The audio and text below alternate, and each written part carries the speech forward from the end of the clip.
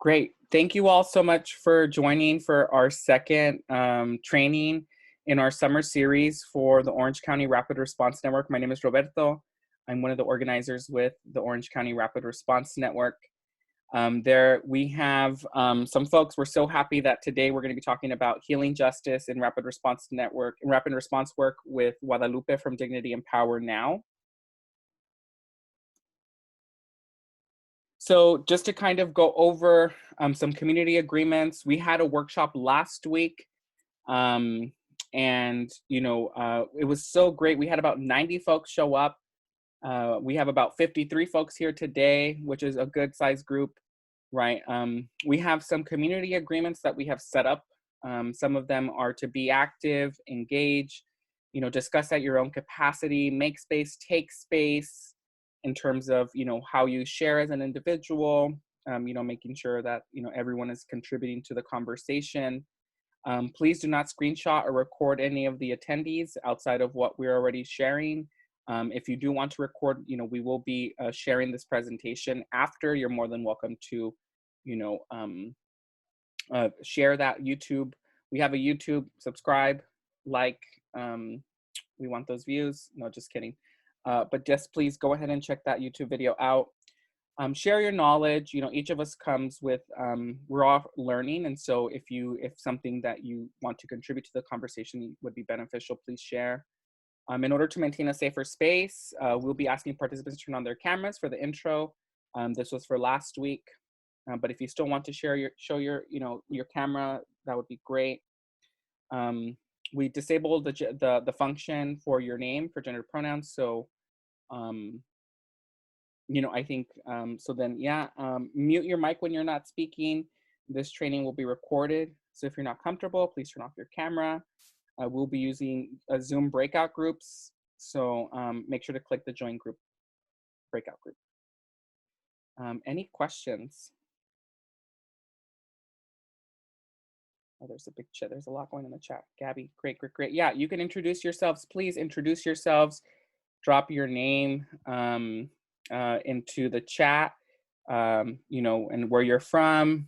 And if you want folks to follow you via email, that's great too. To maintain our community agreements, we have peacekeepers. We have two peacekeepers, Yvonne and Adriana. They're here to maintain the space, to make sure that there's been folks that have been intentionally wanting to cause harm in our spaces and trying to infiltrate. So that is not fun, and that won't be tolerated. So you will be immediately ejected if you are here to cause harm. Something cool from Thoughty Organizer. If you're not following them on Instagram, we will have peacekeepers who will support should conflicts arise. If someone is to threaten the safety of the community, we'll remove that person from the Zoom meeting.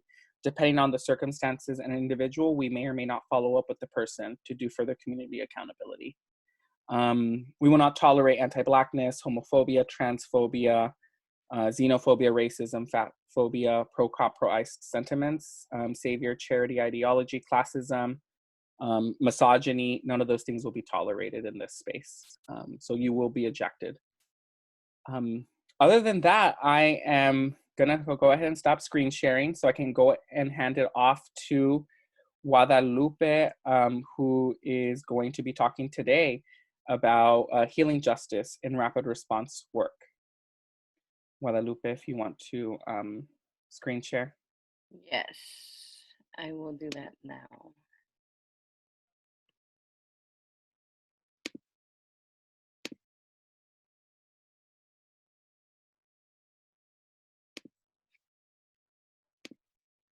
Okay, can you see my screen? Yes. Yes. Great.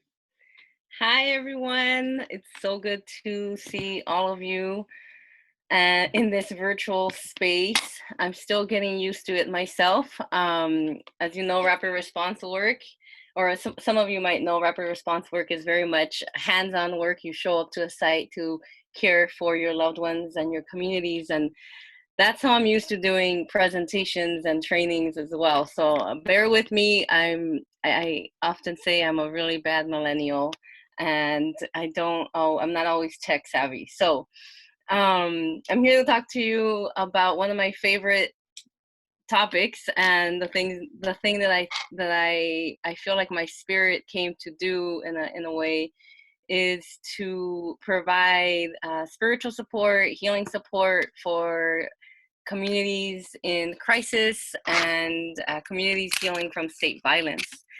And so for the past, a little bit about myself before I go in. For the past 5 years, I've been the Director of Healing and Wellness at Dignity and Power Now. 3 of those years, I've been representing us in a rapid response network called the Justice Teams Network. It's a statewide rapid response network. And what I have brought to the table is how to incorporate healing justice practices and tools into rapid response work. Prior to that, I would say that I was also a rapid responder in my own family. And some of you might identify with that, just always being the person, the go-to person in your family when there's crisis or when somebody needs a place to stay, or people are arguing, your neighbors, and you're the one called. So I think that's kind of been my role for most of my life. And then as an adult and in my working life, I found this position, and I really identify with both the healer and the organizer hats that in healing justice you're constantly wearing. So that's a little bit about me. And if we were in circle, I would always love to hear about you. So if you, as Rolando said, to add your name and where you're coming from, and maybe even a little bit of what brings you here. I will be reading the notes after the training, and yeah, so that's important to me as well.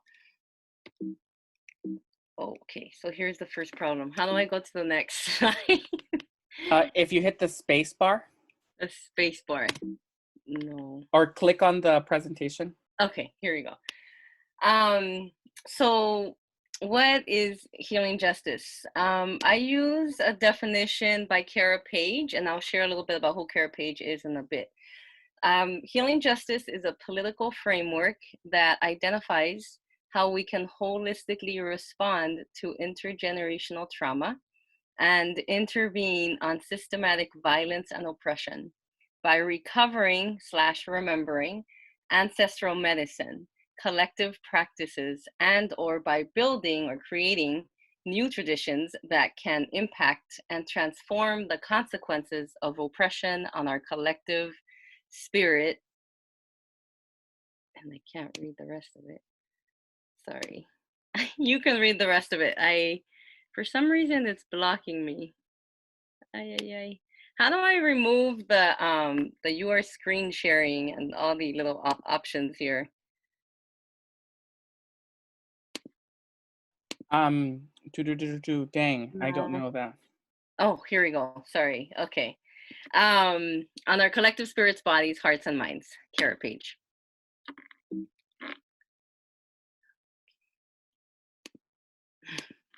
And I can't go to the next slide. Try clicking on the presentation with your cursor. Or I think if you bring the cursor over at the bottom, yeah, on the left-hand side, it kind of Okay. Let me stop sharing so that I can figure this out. I'm sorry. If you want to give me access to your presentation too, I can. That would be great. Okay.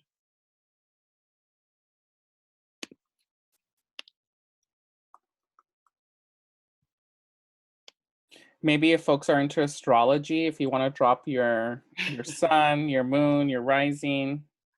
I know. Okay, I'm gonna share it with you, and then you can help me out.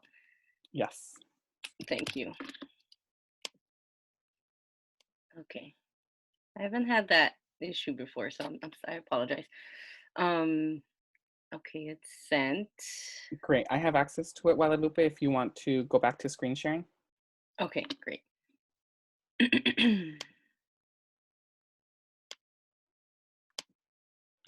Well, I guess I will be screen sharing. Oh, okay. Sorry. It's okay. Okay, great. So, um, thank you. So, honoring our healing justice lineage, or where does healing justice as we know it in movement work come from? So, healing justice emerged in the US Southeast in the early 2000s. It's rooted in a global South context, abolitionist and Black feminist traditions, with the understanding that healing and medicine is an integral part of liberation. Also emerged from lessons gathered by organizers and healers during Hurricane Katrina and Rita. And in 2005, the Kindred Southern Healing Justice Collective was created by healers and organizers in the Southern US in response to crisis, trauma, and violence in that specific region. So the first lesson here is that it's place-based. Healing justice is going to look different in each neighborhood, in each community, in each organization. Depends on what the community needs. We also here learn that it comes from crisis and healers and organizers needing to respond to their communities after the state fails them, right? And we see this every day in all kinds of ways, each community in a different way in some ways. And also what I love about this history or herstory is that healing and medicine isn't apart from movement work, but definitely it's like centered to movement work. And we'll go to the next slide. So before healing justice was what we know it now, the slide before this, there are many examples of how our communities were organizing around healing and wellness in our communities. So one way, when you get to the other, my child just arrived. One way that, yeah, the slide before that. Oh, one slide before, sorry. Yes, here we go. So before healing justice was used as a political framework in our movement work, healers, healing practices, and rituals have all been central to how we organize our societies and communities. Hold on one second. Coyote, estoy en una meeting, okay? All right. So one example is the Black Panther Party with their food and health programs, including free lunch programs and acupuncture clinics. So here we see that communities were organizing and creating alternatives to the medical industrial complex from the very beginning of healing justice. So we're gonna take a moment to do a breakout. This is the only breakout we have, so take advantage of the fact that you'll hear other voices in this moment. And your question is gonna be, what are some practices that you and your family, community, or friends have used to heal, ground, and transform? So I'm gonna let Roberto take over here and break us out. Yes. And we're gonna have, depending on the size of the group, once you let me know, then I'll tell you how long we have. But everybody write down the question because I'm not sure it will follow you to the breakout room. Great, yes. I'll go ahead and project that question out into the breakout room. So we're gonna break everyone out. Great. How much time are they gonna be in breakout? How many groups do you have? There's about 6 to 7 people per group. Okay, I think like 8 minutes. Okay, so great. I'm gonna break out everyone.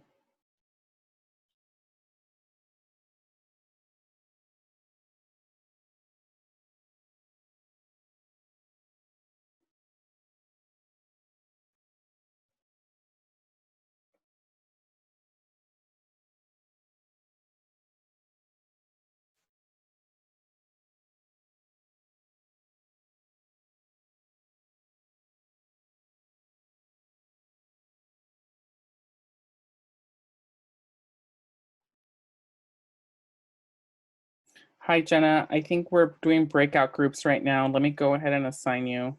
Okay, thank you. I was having trouble logging in, so I was late. No problem. Let me assign you all. Breakout group, assign to breakout group, breakout group, and breakout group.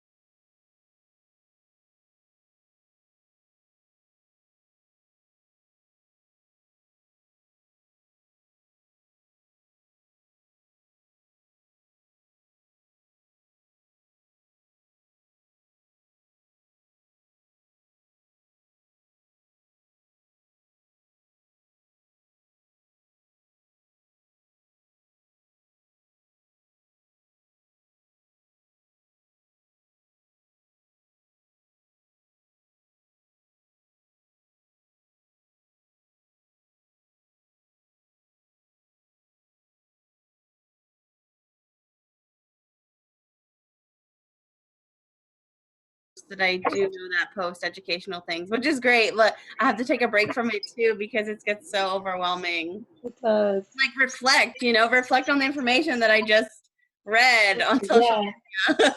Yeah.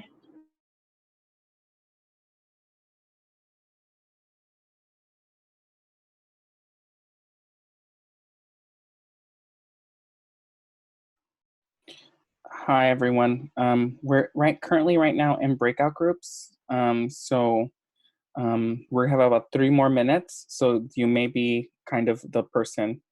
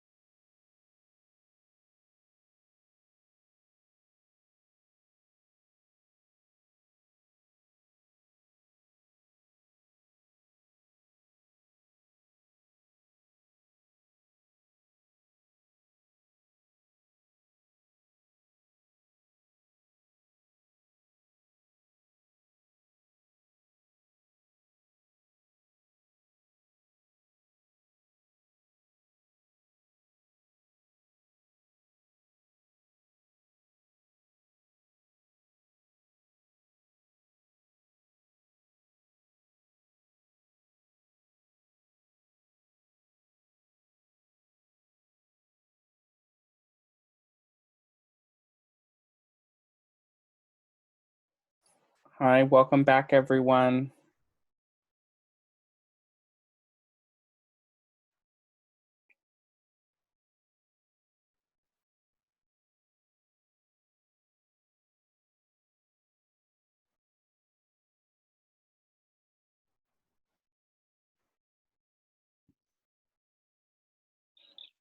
Thank you for that moment of being in a smaller group. Hopefully you all got to know each other a little bit and also hear some of these traditions that you have been walking with since a child, and maybe even your family before you were even here yourself. And also hopefully you got to the second question around what brought you to this workshop. So some questions to think about when you're thinking about healing justice and how to incorporate it more into your work. For me, these 3 questions became key about three years ago. It really shaped how I was working. So, how do we center the healing and overall wellness of communities most impacted by state violence while organizing for justice? A lot of times we think about healing and wellness as separate from organizing, right? So, centering this question is really going to shift your perspective and your like everyday to dos, like how you think about organizing. And I encourage you to ask these questions with whoever you're organizing with, you know, whoever your pod is, your family, if you're part of an organization. How do we involve healers in this work? How do we grow their participation in sustainable ways for long-term support of our families and our organizing spaces? So this includes ourselves. How do we touch in with the healers in our community so that we can also better sustain? What healing modalities will most nurture and feed the resilience, strength, and will of the communities we work with? Next slide. So a little bit of some definitions that we work with, and I wanted to offer two definitions for trauma. Any moment where an actual or perceived threat to someone's safety overwhelms a person's ability to protect themselves or escape the threat. And this is a GS. GS is a generative somatics definition. An individual or collective trauma experience. The definition is experiencing an event of harm or abuse that impacts your spiritual, physical, emotional, psychic, and environmental well being. And this is by Dr. Maria Yellowhorse Braveheart. So, state violence impacts us, as we know, on multiple levels: the spiritual, mental, emotional, and physical levels. And Dr. Maria mentions psychic as well, and that's very important to think about. State violence robs us of our sense of safety and connection and well being, produces trauma, addiction, and perpetrates a culture of harm, and definitely does not create safety in our communities or world. And specifically with jails, detention centers, the PIC. This is often when I think about these definitions, I'm thinking about the PIC, and so um, detention centers, jails, prisons being spaces of trauma, spaces that create more harm in our world. Next slide. Definition of resilience: practices that feed our spirits, mind, heart, and body, and allow us to center and ground and come back to ourselves after trauma in ways that rejuvenate us, expand our capacity, and reestablishes our sense of dignity, agency, safety, connection, and trust. So, an assumption here is that we are born resilient, that it's not something that's gifted to us or that we even have to find, that it's actually innate. Just because we're human, we're part of the universe. Plants are also resilient. They're just like plants, we also always thrive to survive and to reproduce and to create sustainable communities. And so resiliency isn't something outside of ourselves. The difference between coping and resilience: coping or flight, fright, freeze, appease, or disassociate. And there, I want to mention that their coping skills, flight, fright, etc., they're not a negative thing. It's how we often survive trauma. So what happens after that moment of trauma is our opportunity to tap into our resilience. So resilience heals and expands our capacity to move through the world, and it invites us to move towards our vision of healing, our vision for a better world, our vision for connection, despite systems and the trauma that we experienced. As I said earlier, oh no, actually I did not say this. I want to mention we do not build resilience to take on more trauma from the state.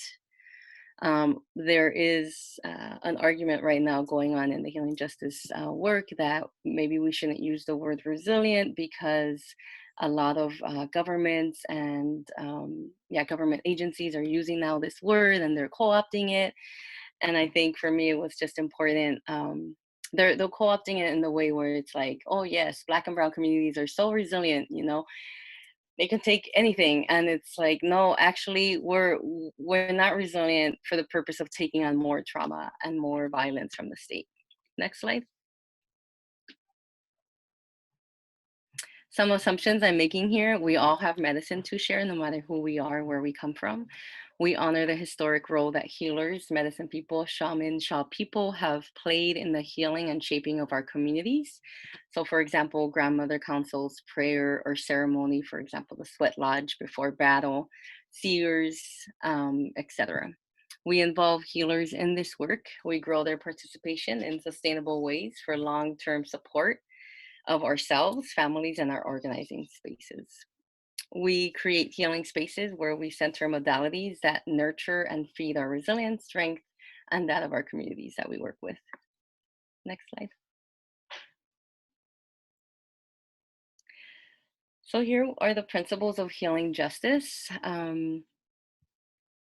Hopefully you can read them. So the first one is, without healing, there is no justice.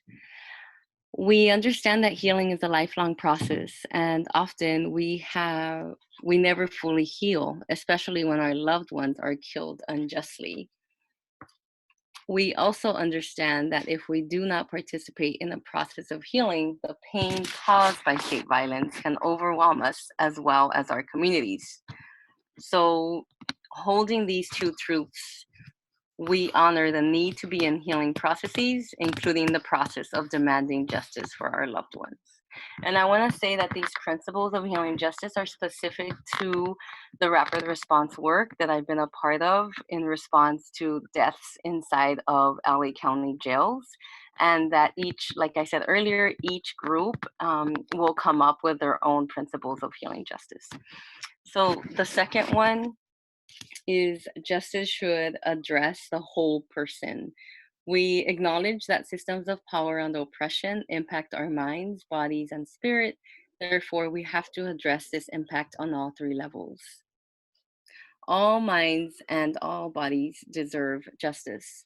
In a system that targets people with disabilities and produces disabilities through violence, confinement, and medical negligence and abuse, we must build a movement that achieves justice for all people, including those with physical and mental health disabilities. Our work must be trauma-informed and resilience-centered. Trauma functions to create long-lasting impacts on our lives. We must build practices and containers of resilience that not only support impacted communities in healing from harm, but invite us to imagine and practice being in community without systems of harm. And lastly, resilience is strategic. We support the healing of our communities, not only because we deserve well-being, but also because the power required to win our people's well-being is the power required to win all other visionary demands for justice. Next slide. So the first thing I'm going to recommend for any network of rapid response folks is that you build your network of politicized healers. This will basically save your life, and it will make the work of rapid response sustainable. So this is a list of potential healers that you can have on your team. So Chinese medicine and acupuncture, body workers, birth workers, Reiki, energy medicine, massage, talk therapy, or folks that are great at listening, art, especially for children, but adults love art too, movement, dance or yoga, dance and yoga, sound healing, drum or Tibetan bowls, nurses and Western medicine practitioners like doctors, herbal medicine practitioners, nutritionists, or homeopathic doctors. And I wanted to ask you all to type in your chat, what are some other folks, other healers in your network that you either include already or you feel are important to include? So I'm just curious if I missed any type of healer that you think should be here. Farmers, yes, thank you. For sure. People that know how to sustain us, that know how to grow food networks. I love it. Body positive advocates. Yes. Yes, feel free to unmute yourself too. That's great. Breath work. Yes. Yeah. Composting, aromatherapy. I love it. So these are the folks that are elders. Oh my goodness. Weavers, horticulture, therapy, meditation. I love it. Yeah, these are all very, very important light workers, musicians. Oh, I have a lot to add here. Thank you. Builders, tapping, the tias who making face masks. Ceremonial and ritual magic folks. Death doulas. I love this list. Let's go to the next slide. Thank you so much for adding healers to this list. So building resilience is the group of healers that I have been organizing with at DPN for the past 5 years, and we came up with our own vision, a definition a couple of years ago, and I want to share that with you. Building Resilience is an abolitionist collective working to confront the impact of incarceration on our communities. Through education, healing, art, organizing, and spirituality, we transform lived experiences into programming that centers holistic healing from state-sponsored violence. Building Resilience holds healing justice as its central philosophy.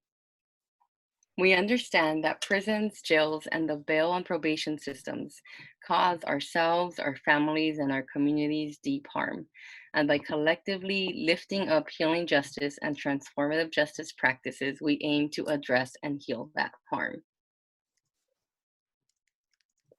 Next slide. This is us.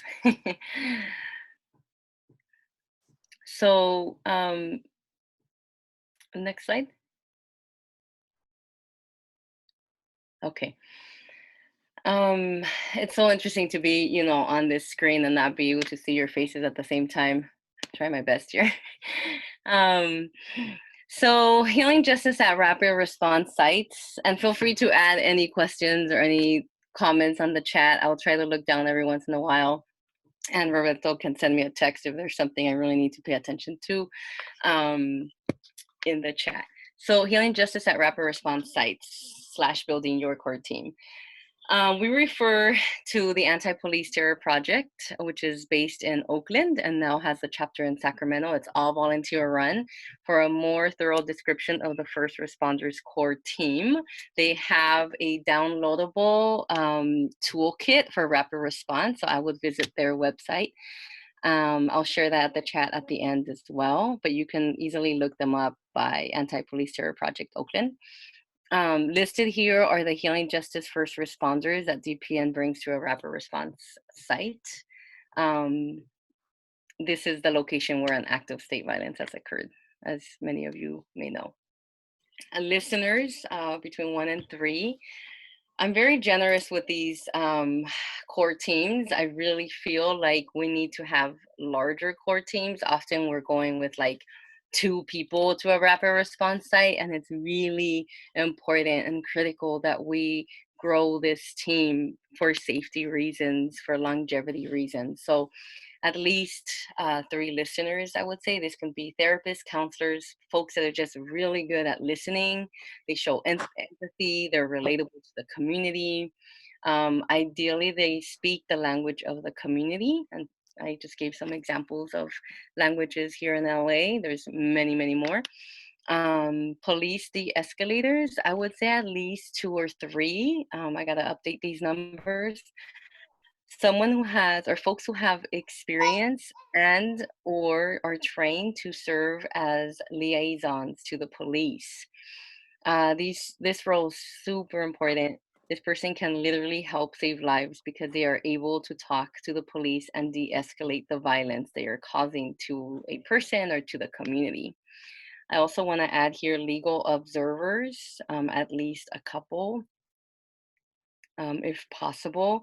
And legal observers don't necessarily get involved. They're taking notes on the side, they're taking pictures, etc. Next slide. Nurse, doctor, street medic, whoever is available to respond. This person helps to address any physical injuries present and helps to determine the severity of the physical damage and whether or not the person hurt needs Western medical attention. Other practitioners and healers. So everybody you all have mentioned, folks that I have mentioned in that list, these folks make sure that the community is taken care of on a spiritual, emotional, heart level, physical level. They carry medicine bags with water, snacks, and spiritual tools such as herbal medicine, incense, sage, crystals, and we'll go through that list a little deeper a little bit later.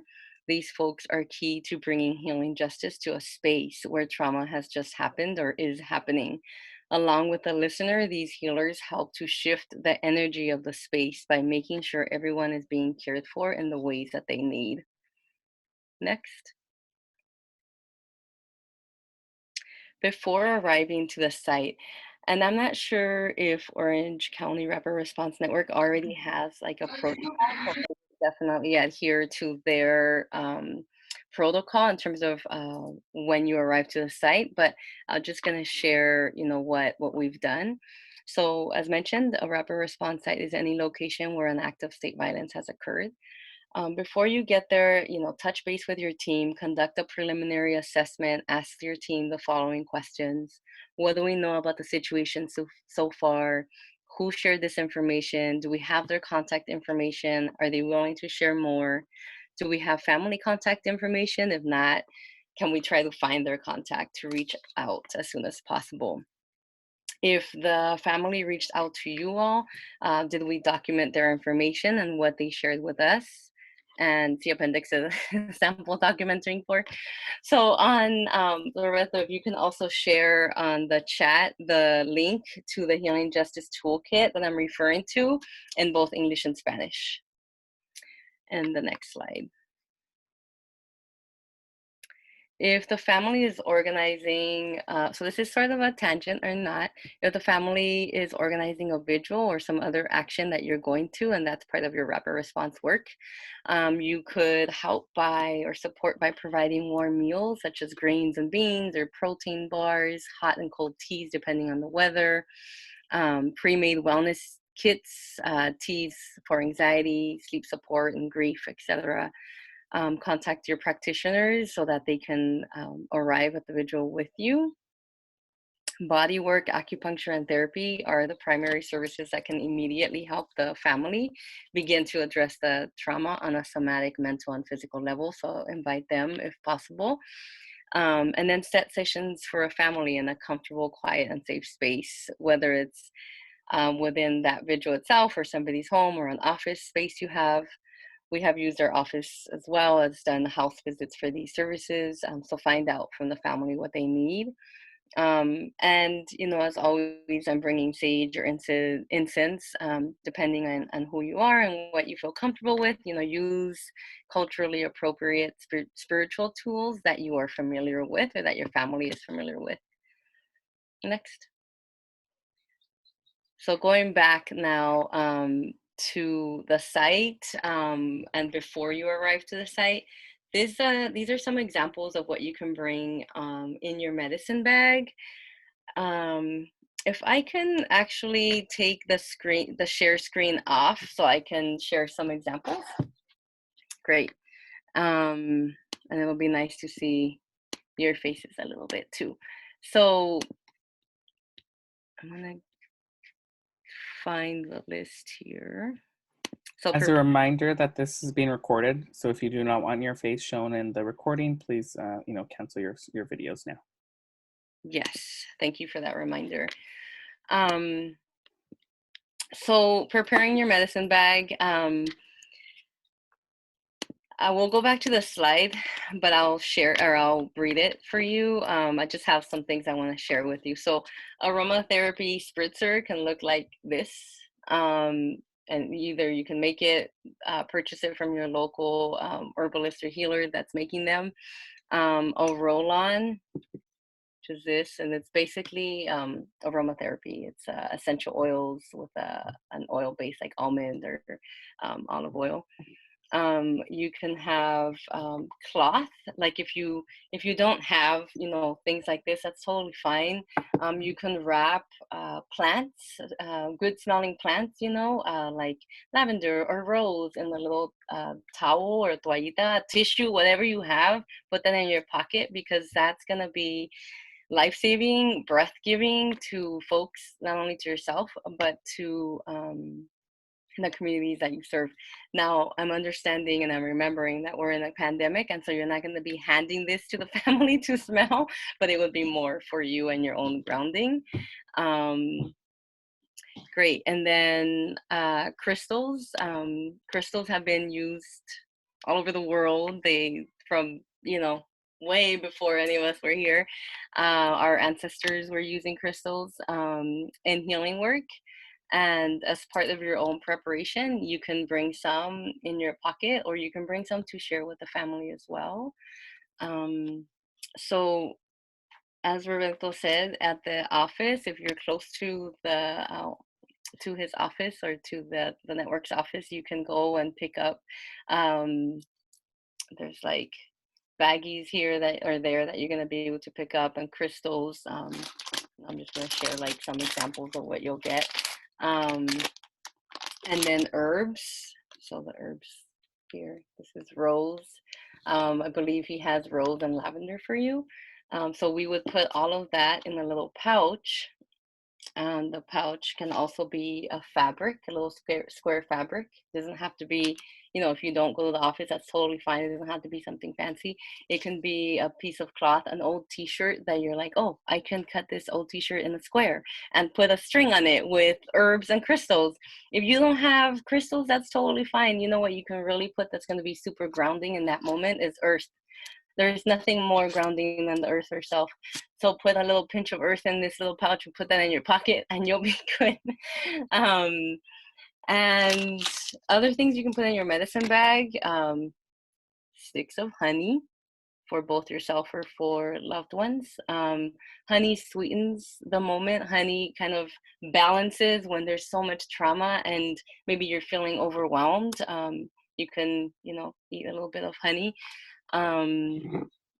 Like I said, sage.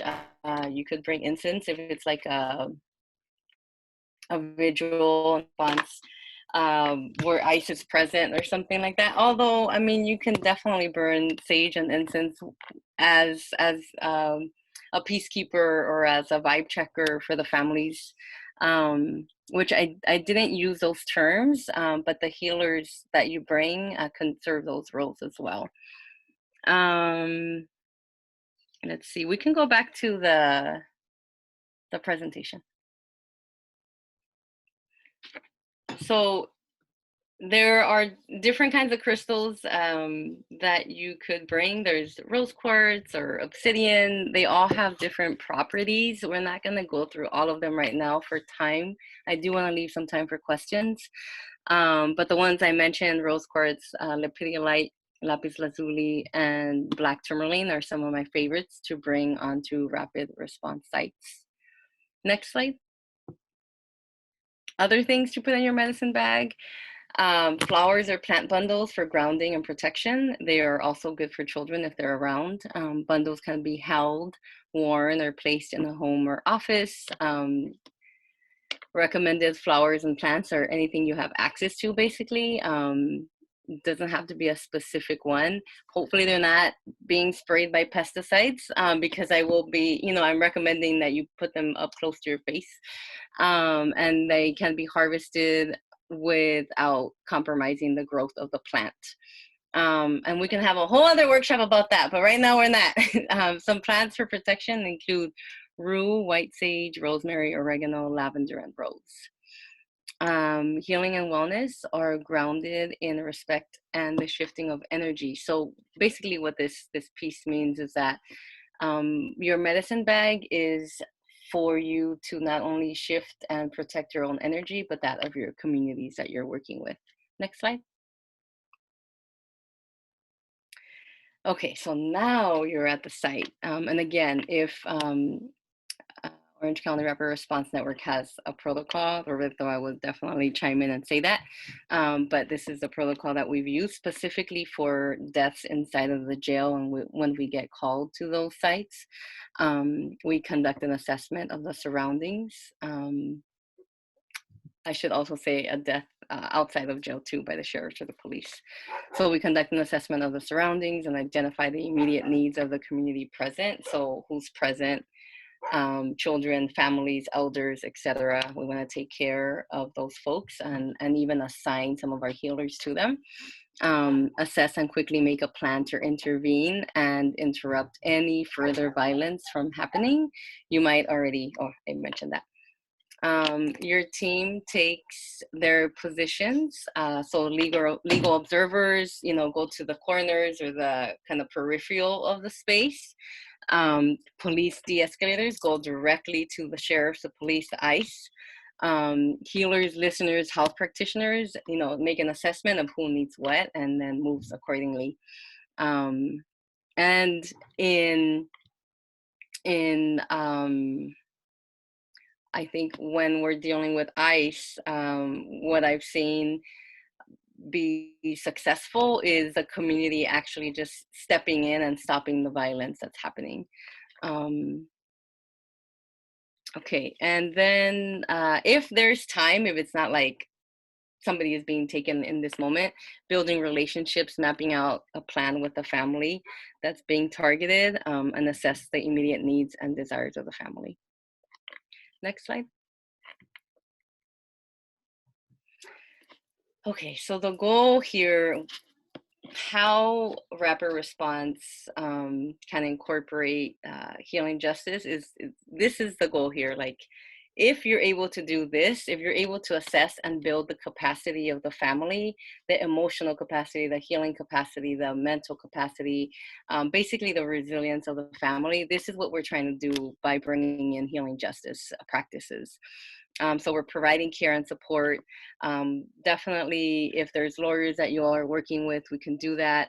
Connecting them to the Healers Network. This helps avoid the organizers and the rapid response team burning out. And this is key. I think historically the rapid responder is the organizer, is the therapist, is police liaison, is everything. And what we're trying to do here is expand the network that shows up with specific roles. We coordinate the support amongst families, immediate needs, and their extended network if possible. And we're always trying to organize, right? So connect families to others who are fighting a similar fight, connecting them to organizations, etc. Next slide. So take care of yourself too. Make a self-care plan for yourself. Feelings of sadness, depression, hopelessness, rage, etc., or natural emotions after dealing with a traumatic event of state violence. It can become unhealthy if these energies remain in your body for too long. So to remove this energy from you, you can take salt baths, use plants to help cleanse your energy field, drink tea, stay hydrated, get plenty of rest, see your therapist. I'm big on go to that person that knows how to hear you. That can be a friend, that can be a therapist, it can be a elder, etc. And stay connected to your loved ones. Often we want to isolate after we experience trauma or witness trauma, and it's definitely okay to withdraw and take care of yourself, but I think you will know when it's gone to the point of, okay, now I'm isolating and I'm disconnecting and I'm disassociating, and actually what I want to do right now is build my resilience, is connect to the families. Connect to my family or connect to my network of support. Next slide. So healing is an ongoing process of mending, as well as building power, resilience, and resistance to deal with ongoing oppression. Next slide, there's 3 levels that I'll talk about in healing.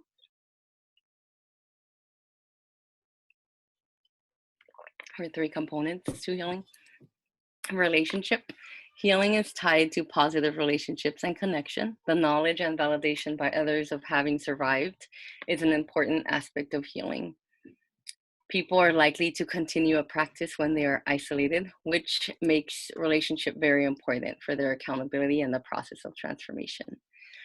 Spirituality, for many people, spirituality, not necessarily religion, but that can be inclusive, is a powerful component of healing.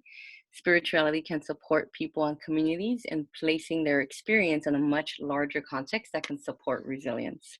Spirituality has also been the basis for resistance and in understanding the role of experiences of suffering and oppression as building a spiritual commitment to that liberation of self and others. Very wordy. Political consciousness and activism. So understanding what is happening to us, so being able to name it and being able to put it into a larger context can be deeply healing. Becoming a part of a collective effort to make change for both ourselves and the broader community is very healing. Next slide.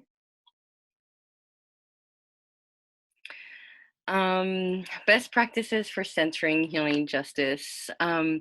So often we think that we don't have to ask for consent in these spaces. And I'm going to remind us that consent is the number one rule here. If I'm gonna use that language, we need to be able to ask folks if we can. And with COVID, consent is even more important, if we're going to show up to a rapid response site. But even then, often we're, as humans, we're like very touchy people, but we have to like pause and ask, like, would it help if I put my hand on your back? Or do you want me to hold your hand right now? And, I think often we don't think about that, but it's important to like pause and ask, especially in a space of trauma. Notice where our judgments are, where they rise up, and then take a breath.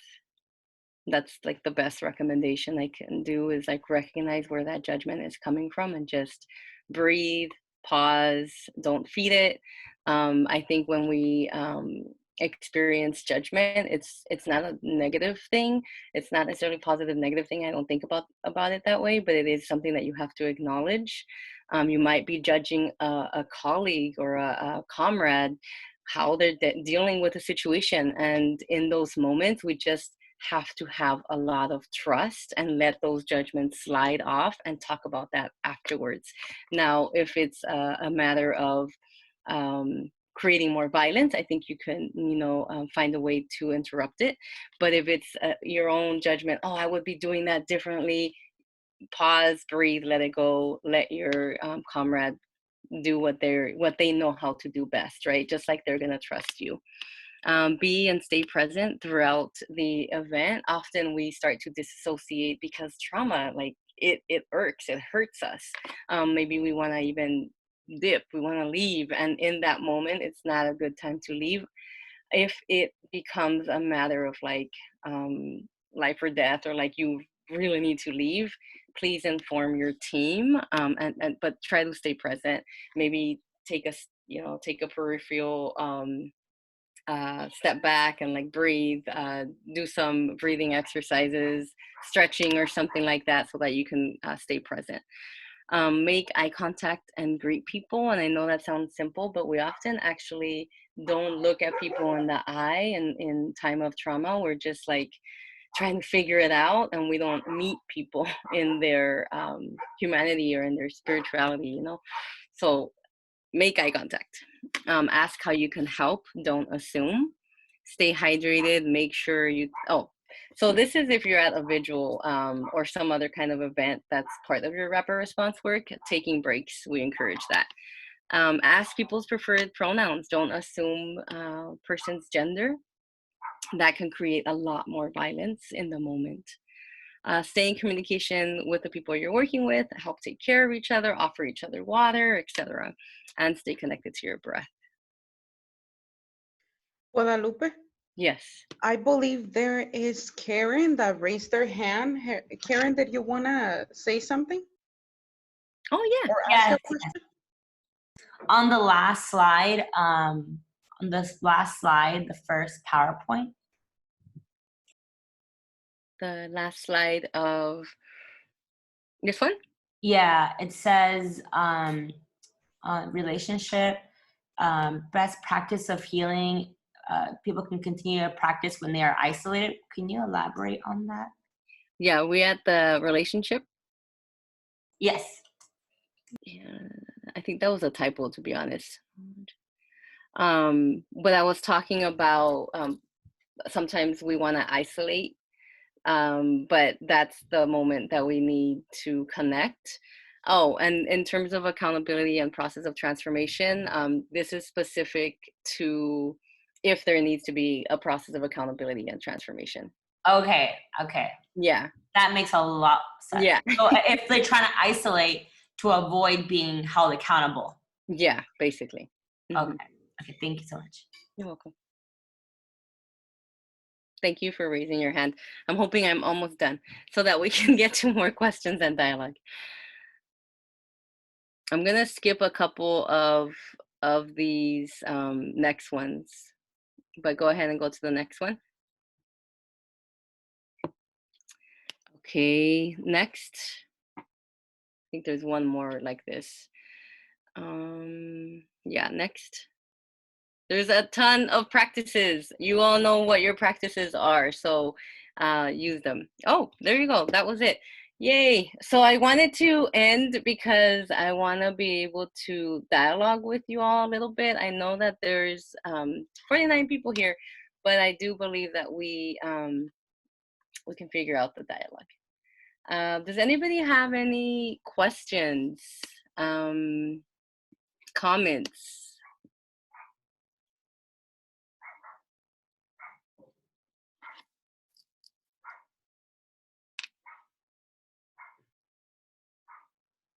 Guadalupe, I have a question for you. Yeah. Sort of how many, like, if you can name how many health, wellness, community wellness practitioners there are. I remember the picture you showed. Mm-hmm. I think I'm in Orange County. I'm like, where are they? And Yeah. so how do we, I guess, what is the process of like getting to build more of like wellness practitioners, or do we need to go to nursing school, or like, what does that look like to kind of bring in more wellness practitioners into our work? Okay, that's a great question because it's like the key, right, to making this sustainable and then to be able to incorporate more healing justice into the rapid response. So I'll share a little bit of my experience. Like I said, I've been organizing the Building Resilience team of healers for 5 years. So my first 2 years were complete experiments and lonely times. I would make call outs. I would be like, on our Facebook, on our DPN Facebook, we're looking for healers, therapists, for this rapid response network that we're trying to build. I would get a wave of folks, maybe like 15, 12 people, maybe even 20. We would meet, we would start, politicizing, right? Because I didn't mention this, but this is a very important part. Anybody can be interested in this work. Any healer. They don't need to have an abolitionist framework. At least for me, they don't need to have no transformative justice, etc. What's really important for me is that folks come in willing to help, willing to learn, and willing maybe even to be a little bit challenged, right? Especially when we're working with healthcare practitioners that are used to like poking people, nurses, right? Poking people, not asking for permission, right? Folks that are willing to pause and do things differently when they're working with us. And hopefully that begins to shift how they work in their other spaces of healing, but that's a requirement for us. There's a lot of training that we do, and we do political education. So like I said, those first 2 years, I had like maybe 3 to 5 people that stuck with me, and that's actually probably exaggerating. It was probably like 3 people that stuck with me those first 2 years. And it was hard because the work was very alive, that we had to be responding to many deaths inside of LA County jails, and even deaths outside, in our neighborhoods in South Central and Boyle Heights, etc. So that that's where I really started to question, like, how do we make this sustainable for healers as well? So not just we make it sustainable for the organizers and the families, but how do we keep healers involved, activated, excited, learning? And that for me has been through the political education. I find that people want to sit together in circle, or in this virtual way, because I still do it with our BR members, our Building Resilience members. um, Folks want to be reading together, watching movies together, discussing these topics, learning what is healing justice, why is it important, how am I a part of this, why are healers involved, what's my role, I don't feel like I have anything to offer, right? There's all these questions that healers come in with. And often I also found that healers were actually organizers that were burnt out, that had left movement work many years prior. And when we were in talking about building resilience, the team, and what we were going to do, um, they would share their stories around being organizers that just got exhausted. They were the therapists, they were the family support, they were their own family support, right? People get tired. So for me, the question would be also, how do you sustain healers? If you're connected to an organization that has funds, try to pay the healers what I call a love stipend whenever you can, even if it's not a lot or often, but whenever it's possible. Another way of sustaining them is build community amongst each other. So every, like, 4 times a year, we have hangouts. So we just go to a park and hang out. We bring our families, we play cards, we read books, we do collages. I'm like a big collage person, so I'm always like, let's make collages. Just build community, build familia with each other. Now I know it's very different because of COVID, but it's still very possible. I'm still meeting the BR group virtually twice a month, once for our regular meeting where we're discussing programs and family support, and a second meeting where we're building community and reading together, political education sessions that we have.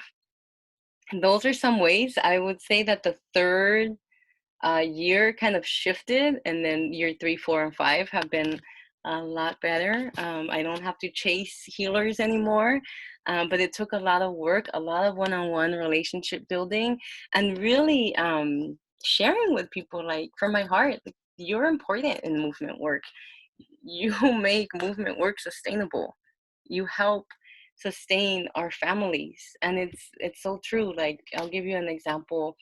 Both at Justice Teams Network and at DPN, we have family support meetings every month. And in that meeting, half of the meeting is with the healers. So a healer or two will come to that meeting and offer their yoga, offer their sound bowl healing, offer therapy. It can be, one-on-one on the side, or it can be a group. But another way that we sustain healers is actually inviting them to make relationships with the families themselves, directly with the community, because then it's not just like, oh, I'm making a relationship with with Guadalupe. I'm also making a relationship, and I feel accountable to this family now because I have met them, I have talked to them, I've been in meetings with them, I've shared food with them, etc. So hopefully that answers that question.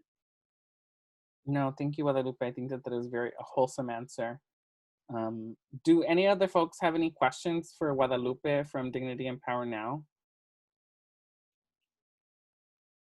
I see Jenna, for folks. Yeah. So I wonder about how you keep from burning out and how to sustain. Like I'm thinking about, because I'm a healer, and I could see it'd be very easy to just get so pulled in and like, because there's kind of an endless need oftentimes, right? Yeah. And we have to sustain ourselves in the rest of our lives. So do you have like cycles of, like, you can sign up and have people be on call, Mm-hmm. things like that? Do you use where you sign up and are on call? Yeah, so we do have an informal rotational agreement, and I say it's like informal because it's not solidified. I think um, we have a group of maybe 25, excuse me, healers right now that we can call upon on any given day. So that makes it more sustainable. Now, if it's a group of 5 healers and I'm calling them all the time, that what you're saying is definitely going to happen. And even as the healer yourself, knowing your boundaries, right? Okay, when am I going to be helpful, and when am I going to show up and just like super look exhausted like I shouldn't be here, you know? So it's also your own boundary checking and your own like self-care. For us, we're not at that space anymore, but yes, at the beginning it was a big thing. But that's again why there's a constant checking in with each other, a community building aspect to the healers network. And then in terms of like not burning out, I would just say go to your self-care practices, your yoga. If you don't feel like you have a self-care practice or ritual, then this is the time, you know, to really get into that. What's really important right now that I'm finding in these uprisings that are very much needed and needed to like, this is like, oh my goodness, finally, you know, where more of us are rising and waking up, and not finally in a judgmental way, but in like a grateful way that as you know, human beings and our consciousness are awakening more. What I'm finding extremely important is that no matter who you are, where you find yourself in the spectrum of like whether you're an organizer, a healer, all your multiple identities, because we all have many and they intersect with each other differently and sometimes clash, and you know, we have privileges, etc., that need to be taken into account.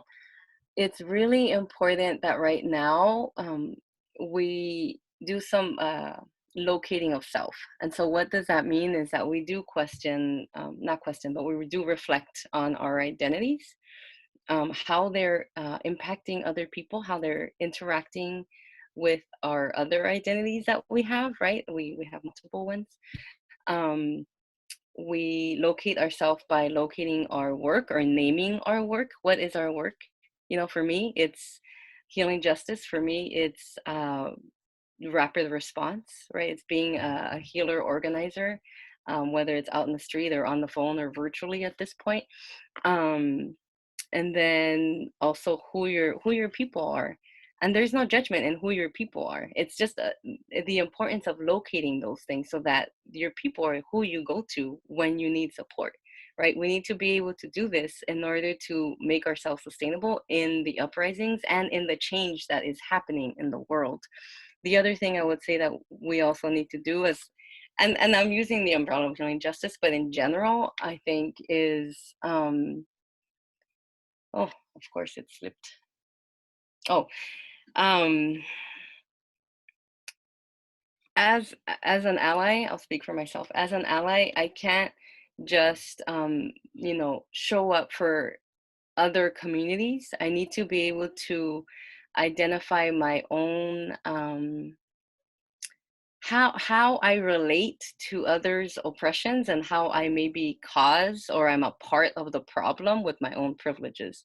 And again, it's not to be judgmental or to bring myself down, but it's to identify, locate, name, and then be able to start dismantling that. Maybe I have narratives that I grew up with that I need to figure out. Anti-Black racism in my own family, that's definitely a thing.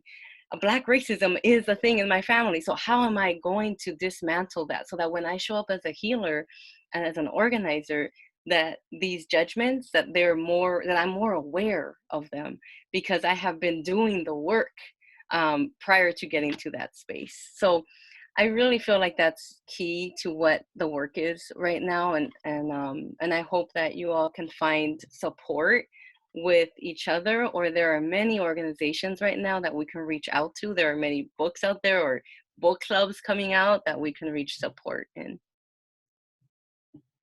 Great, thank you, Guadalupe. I got one question. I think it's really good. And you talked a little bit about it in your slide. How does healing look like for young children in the community? Thank you for asking. That is a great question. I think it depends on the space. So I'll share a couple of examples of how we've done it, how we've tried to address this. So a lot of our work has been outside of jails or detention centers, and we witness a lot of children coming out of these terrible spaces, violent spaces, in tears, shaking, right? Children very much impacted by state violence. They're watching their parents maybe fight with the sheriff, trying to get into the jail, right? Being told, oh, you can't get in, you're wearing jeans, you're wearing hoops, whatever reason they're like pushing you out. The child is some what is it, physically like taking that in, you know. So one of the ways that we've addressed this is by having child specific spaces at our Freedom Harvest, which I wasn't able to talk about today. But if you look on our website or Facebook, you'll be able to see photos of it. Freedom Harvest are basically wellness and art clinics outside of LA County jails and detention centers. And you basically like set up like a wellness fair. Most people I think understand what a wellness fair or have seen one. And so you have specific stations for children. You know, right now we can't have bubbles because bubbles spread our germs, so we can't do that. But usually it's bubbles, crayons, you know, coloring, children's books, music, instruments. Just put instruments on the ground, you know, in like a cobija. I'm forgetting it. Blanket, blanket. Blanket? Oh, blanket. Thank you. Like Yeah. a blanket, and put, you know, a bunch of drums and little bells, and children will gravitate, you know, and they'll start playing piano. Having a very loving person at that station is very helpful. Because if somebody is playing piano and like having fun, like it'll draw the children in. So that's how we've done it outside of the jails. I would say at a rapid response site, taking care of children is an important role. It's hard to do because it's a space of trauma, and if you don't know the family, it's hard to be an adult that's going towards a child, right, in a rapid response crisis moment. So this is why it's so important to be organizing like prior to prior to crisis. I think one of the things I didn't mention that I think is really important is thinking about healing justice before crisis, during, and after. So how are we creating pods or networks in our neighborhoods, in our communities? How are we helping as organizations, as collectives? How are we helping people connect, you know, make that web? So when there is crisis, people are already knowing each other. There can be a quicker response. This is hard work, right? We're in a culture that teaches us, don't talk to your neighbor, don't trust your neighbor. Right now, it's like, don't even look at anybody in the eye because you're going to get COVID. I mean, it's ridiculous. So breaking down these ideas of like, we need to like not trust and not talk to anybody, you know, I think that's key to creating healing justice and creating just responses that like, not responses, creating an environment in the neighborhoods that you're going to be working in. Create, like, I guess like preparando la tierra, you know, like preparing the earth so that when there is rapid or crisis, that you are already like talking to that neighborhood, that there isn't like, this isn't the first point of contact, you know, so that when you do arrive, you can work with the children. You're going to see my child walking in right now. So that you can work with the children. I would say come prepared with like a little kit, maybe for the child, and ask permission to hand it to them. You know, the kit can include, you know, specific child-friendly items. I would say that that's the best way to deal with it right now during COVID, because it's hard. It's hard. We're in a tough time. Great. Thank you, Guadalupe, for that answer. Do we have about 4 more minutes? So maybe 2 short questions or 1 long question. you know, Oh, I would say, sorry, one more thing about children and in general, adults too, but children specifically, we do connect our young people to therapists. So, talking to the local school, like I talked to Antioch University in Culver City, and I have student therapists there working with the children. That's great. That's great that you mentioned. Well, we're trying to work with Pepperdine to offer student counseling. Yes. Through the rapid response network for some of the clients that come through our space. Exactly. Wherever you can get that free therapy, and we can keep talking about where to find the healers, because I know you mentioned that in Orange County, you're like, where am I gonna find the healers? We can brainstorm that. Any 2 short questions or 1 long question that anyone wants to unmute themselves and ask Guadalupe?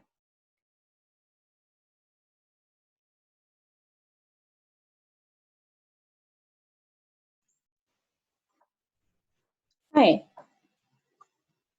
Can you hear me? Yes, Brenda, go ahead. Hi, I just had a question because I'm interested in becoming a midwife, and I'm going back to school to be a nurse. And I was wondering if you have like recommendations to like what I can do to practice like my healing, like to begin healing, like practicing it here at home before I get there, because I don't want to wait till like I finish school to get there. Are you speaking like as it relates to just in general, Yeah. like preparing yourself to be of service? Yeah. Yeah, I mean, I would say if you're into meditation or talking to your ancestors, talking to the plants, getting your hands in the earth, those are some ways that I would like recommend. Yeah, and then talking to other people that are interested in a similar field. I think birth workers are extremely important in this work as well. I do have a handful of birth workers, midwives, that know how to like massage or just how to serve pregnant people, because the people are going to be pregnant at these rapid response sites, you know what I mean? So people that know how to respond to that. The other thing is or herbs, a lot of midwives do know about herbs, so if you want to get into that, that would be a good start too. Okay. I also want to quickly interject, Brenda. Like because I also want to study a lot of like, I want to study particularly like Chinese medicine, but also I found that, I think it's for everyone. I think give yourself permission to incorporate these things in your life.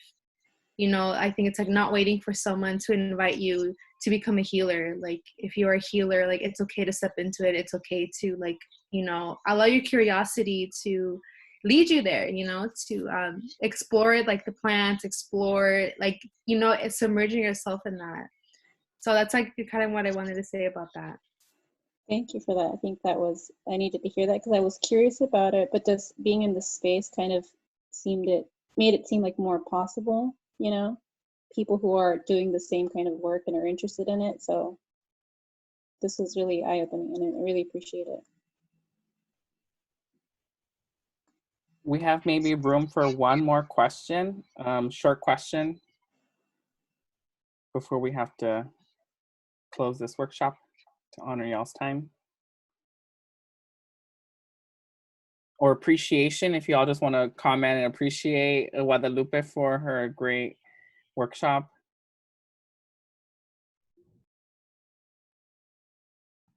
Thank you all so much. Thank you, Guadalupe. Thank you, Guadalupe. It was amazing. Thank you. Thank you so much. Yeah, and I want to keep supporting you all in Orange County. So I hope that it's not the first time that we engage, and that at one point we'll do this in person as well. Thank you, Guadalupe. Thank you. Great. Thank you for your gifts, Guadalupe. Thank you. Great, everyone. So yeah, so go ahead and follow Guadalupe, through her personal email or through Dignity and Power Now.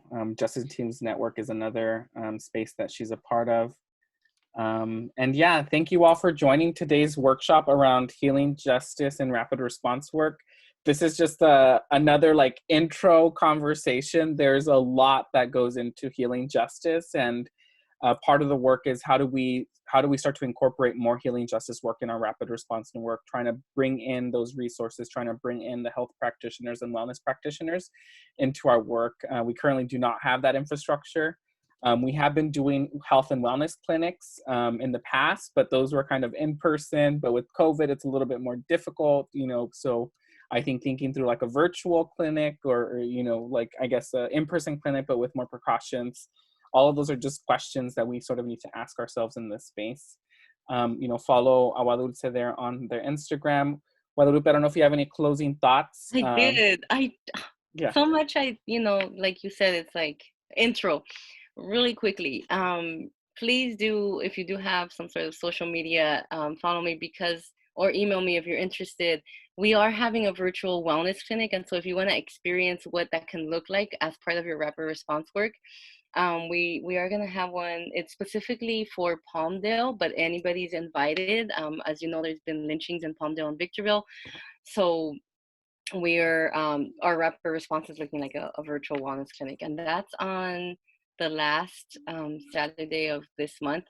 Don't quote me on that. Just follow the Dignity and Power Now, or email me, or my Instagram always has the most up to date, even sometimes more than the organization does.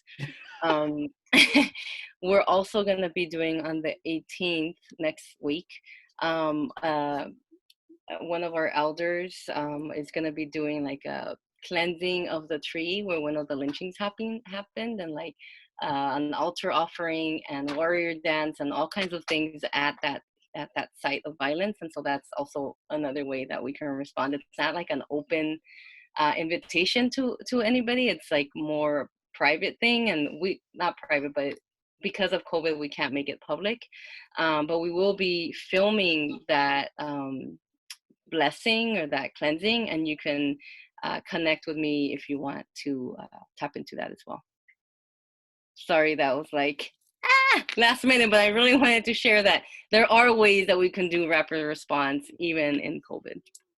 Oh, we're having a wellness kit drive-through. So, you know, we always have these wellness kits outside of the jails and at the family meetings, but because we can't, we're doing a drive-through. So we're connecting with specific families that have had to deal with state violence recently in the last 6 months. You all can decide your protocol around that. But we are creating the wellness kit with medicine in it, different things that I shared with you that are in the medicine bag can go in the medicine kit for the families as well, and then child specific things. So we'll do a drive-through so it's like safer. Okay, I'm done. No, thank you so much, Guadalupe, for your time.